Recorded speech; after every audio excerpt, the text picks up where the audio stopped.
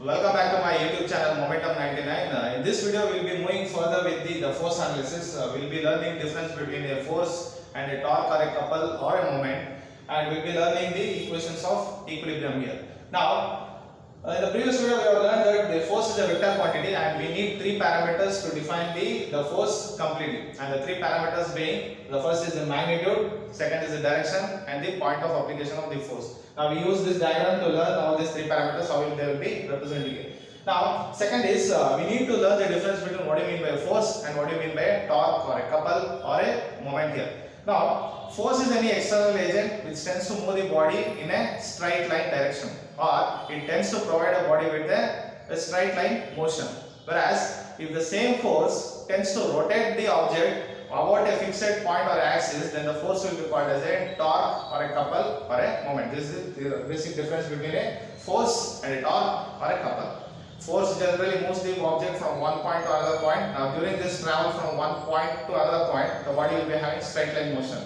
Whereas if the force tends to rotate an object, that force is called as a torque or a couple or a moment. Now moving on, any machine or a mechanism, what we see in your real life are nothing but they are three-dimensional objects. Three-dimensional objects is nothing but they will be having certain dimensions along the x direction, certain dimension along the y direction, and certain dimensions along the z direction. Now, just visualize this machine or mechanism as a cube here. It is having certain dimensions or width along x direction and height along y direction and certain thickness on the z direction here.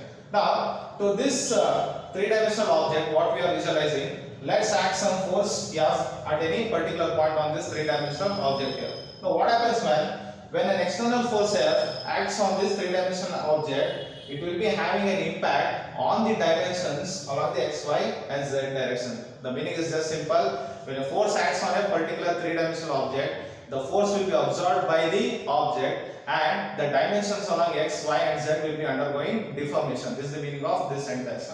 Now, let's take this one. Now, we will be having three mutual perpendicular planes x, y and z which are 90 degree apart. Now, taking this as the reference, I will be resolving this force along the three directions here now.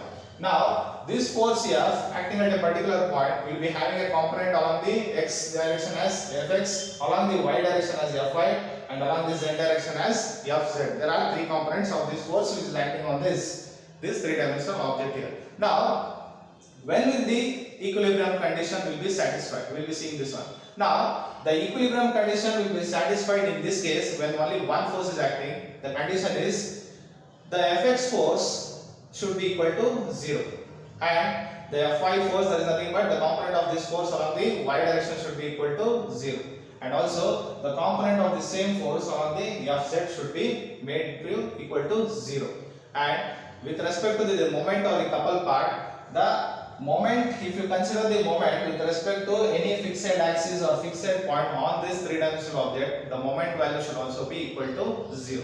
Now see, this is very clear. Whenever we are given with a three-dimensional object and the force is acting, what are the conditions for the equilibrium of the object are nothing but there are two conditions to be satisfied. One is the summation, that is nothing but the forces are acting along the x direction, the forces acting along the y direction, and the forces acting along the z direction. All these forces should be equal to 0. If there is any one force which is not equal to 0, then the body tends to move in a particular direction here. Now, and also the moment value should be equal to 0. Moving on. Now see here. Now this is the case where we are seeing only one force is acting here. Now let's consider in real life there will be n number of forces acting on the body. Now this is only F. If you consider F2, F3, F4, what will happen? This force F1 will be resolving this component, taking these three mutual perpendicular directions as the reference. We will be resolving that force as Fx1, Fy1 and Fz1.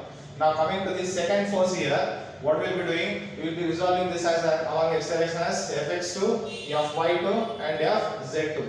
Now third force again Fx3, Fy3 and Fz3. Now what we do is, considering this explain as the reference, I will be taking the summation of all the forces acting along the x direction here. Now let's consider this equation.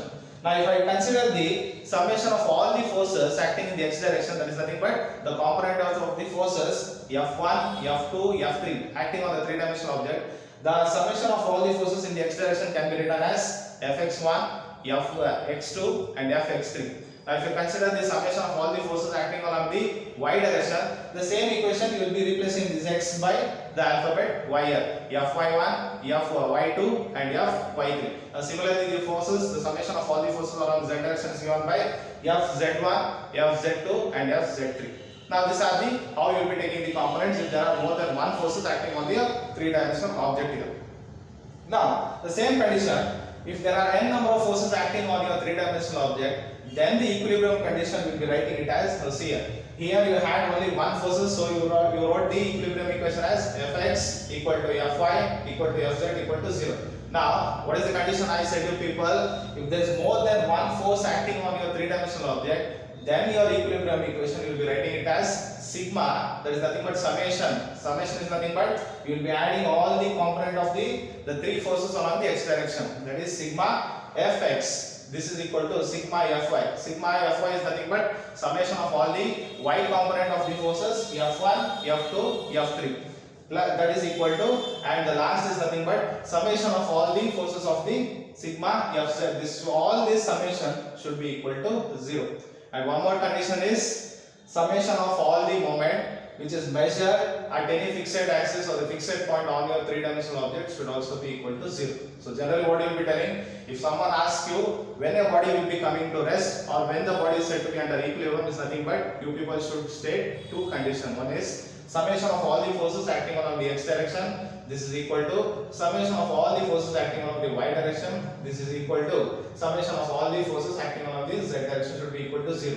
If there is any one particular this thing is not equal to 0, then your body will not be under equilibrium or rest. Then the body tends to move in a particular direction. But it's clear now. And also the summation of the moment about any x, y or yz or zx plane, all those moments summation should be equal to 0. Now this is the condition of equilibrium in case of a three-dimensional object.